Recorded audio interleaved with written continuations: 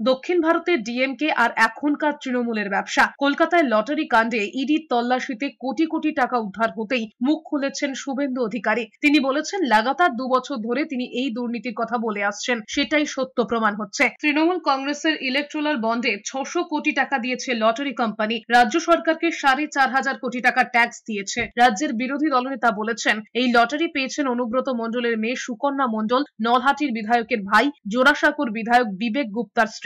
তার দাবি, সোল টিকিটে পুরস্কার পাওয়া যায় না, আনসোল টিকিটে পুরস্কার ওঠে। তৃণমূল কংগ্রেসের ইলেকটোরাল বন্ডে ফান্ডে 600 কোটি টাকা দিয়েছে।